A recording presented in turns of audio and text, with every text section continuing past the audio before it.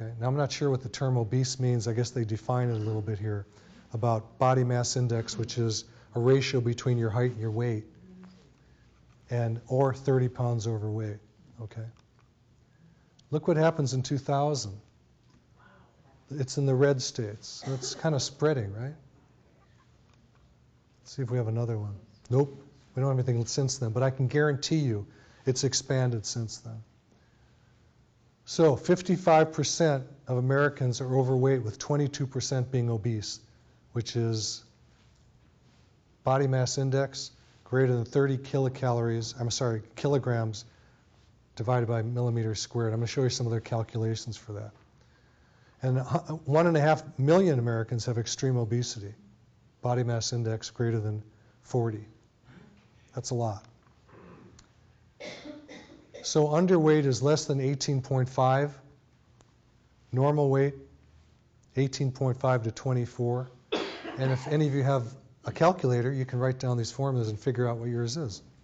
Overweight, 25 to 29. Obesity, body mass index 30 or greater. I'm going to bet you that probably about 70% of you are in this 30 or greater. All right? These are the different calculations. I don't know if you can see them. The one that you relate to the most is the bottom one, which is weight in pounds times 4.88 divided by height squared divided by feet squared. Crazy formula. That's how they come up with it. Life expectancy decline. Over the next few decades, the life expectancy for the average American could decline by as much as 5 years. And that's what I mentioned when we first got started. The more sugar we introduce into our diet, the less years we have, for a lot of different reasons. One is that sugar in the body coats the cells. It makes them dysfunctional. So the proteins do not produce other proteins very well. The genes do not function well. Our neurotransmitters are down. The cells don't function well. And then the sugar that gets actually into the cells, let's say a person has borderline diabetes or diabetes, sugar actually goes inside the cells. So we have what's called a peripheral neuropathy that's occurred. The sugar goes inside the nerve cells and then grabs water into it, expands and kills the nerves. Starts out at the feet, climbs up, starts at the hands and climbs up. That's called a peripheral neuropathy. There are things we can do about it, very strong antioxidants that can help with that if anyone here has that. Anyone here have a peripheral neuropathy? One person? Okay, probably more. The other thing is when we're eating sugar, what happens is when the sugar is introduced into the body, and when I say sugar, I'm not talking about eating a bowl of sugar. I'm talking about grains, alcohol, dairy products, fruit, okay, things of that nature, desserts, obviously. The sugar shoots up right away, okay? It's high glycemic. High glycemic means how fast does a food turn to sugar in your blood. Low glycemic are fats. You can eat a fat, but no sugar's there, right?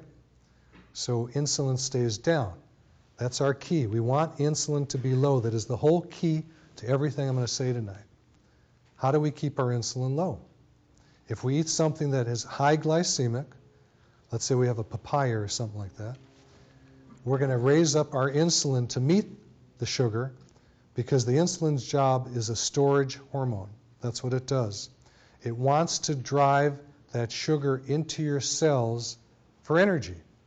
The whole key to life is ATP. It's an energy source, and we use oxygen to get that. So what's the problem with insulin? It locks fat into the cells. When your insulin is up, you cannot burn fat. You can exercise all day, you cannot burn fat. Difficult. Also what happens, insulin is pro-inflammatory. We're finding every disease we know about is from inflammation now, including heart disease. You know, we always thought heart disease was just clogging of the arteries or something. Now they find that it is from inflammation that causes the cholesterol to oxidize and to create plaques and cause heart disease, heart attacks. So what do we want to do? We want to keep that insulin low. Remember insulin as the key. Now I'm driving that home to you because I might show you ways of eating and you go, well, okay, I'll try that. But unless you understand the science of this, it's not going to sink in why you're going to do it. Why do you think we love bread? It's a sugar rush. It's also very inflammatory because there are things in grains that inflame the body. How many people here have fibromyalgia? That's an eating disorder. You're going to probably hear me say this a lot of times about diseases. They're eating disorders. Not everything, but pretty much everything.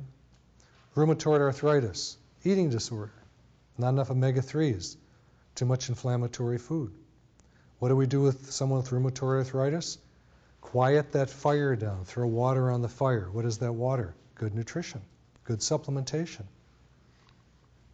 So as one's weight increases, so does the risk for many diseases linked to obesity, heart disease, diabetes, certain types of cancer. But I'm going to step out much further and say pretty much all disease. That's a pretty bold statement, but I think it's true. This is a study, see where it says JAMA, April 20, 2005, volume 293, page number 15, blah, blah, blah. So if anyone's interested, I can send you these slides. You can go look up these studies, or we can send them to you. We can track them down for you.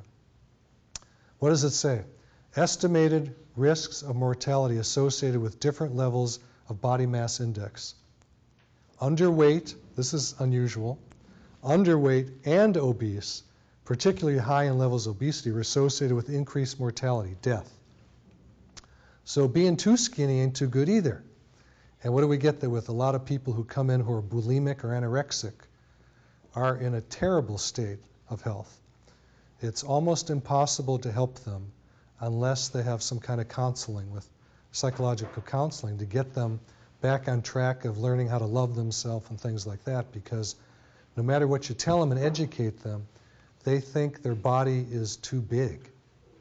It's a very strange phenomenon. When they look in the mirror, they go, I'm fat.